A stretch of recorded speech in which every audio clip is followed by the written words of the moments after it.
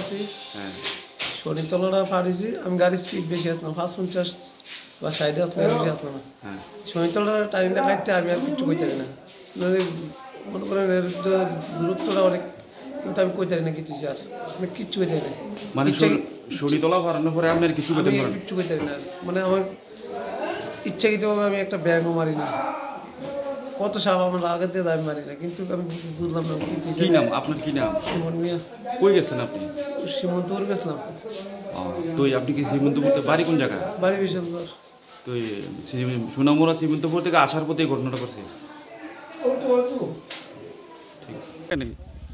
ঘটনাটা হচ্ছে আনুমানিক 7টা বাজে আমরা একটা আওয়াজের খবর পাইলাম দৌড়াই আয়া দেখলাম যে এখানে একটা অটো এবং একটা ইকো গাড়ি সংঘর্ষ হইয়া প্রায় ৩-৪ জনের মতন আহত। এই আহতরা আমরা লোকাল যারা আছি তারা রেস্কিউ করে আমরা হসপিটালে পাঠানোর ব্যবস্থা করছি। তারপরে ফায়ার সার্ভিস আইলো আইয়া সেটা তারা শহরে একজন রোগী আসিল তারা হয়ে গেছে। এর মধ্যে 4 জন রোগীর মধ্যে 2 জনের আশঙ্কাজনক রোগী, একজন একটু সুস্থ আছে। আমরা 4 জনেরই ফায়ার সার্ভিস দিয়া মেলাগড় হসপিটাল আপাতত পাঠানো হয়েছে। তাদের পরিচয় পাওয়া গেছে হ্যাঁ পরিচয় পাওয়া গেছে। অটো যিনি মালিক ওনার বাড়ি হয়েছে বাসপুকুর, আর অটোর যে প্যাসেঞ্জার ছিল 2-3 জন তাদের বাড়ি গরুবান। আর যে ইকো গাড়িটার মালিকের বাড়ি হয়েছে বিশালগড়।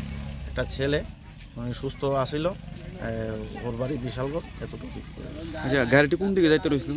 গাড়িটা দুটোই সোনামুড়া থেকে মেলাগড়ের দিকে যাইতে লইছিল। এমনকি ইকো গাড়িটা কি অটো গাড়িটা? হ্যাঁ ইকো গাড়িটা ডাইরেক্ট আইনা সেরে অটোটার পেছনে লাগাই দিয়েছে। খুব স্পিডে আসছিল ইকো গাড়ি এবং রাস্তা ভালো পাইয়া আরও স্পিড দিয়ে অটোটারে ধাক্কা দিয়া এটার দুমড়াই মুচড়াই একদম ইয়ে করে লাইছে। ইকো গাড়িতে কোনো লোক আসলো নি?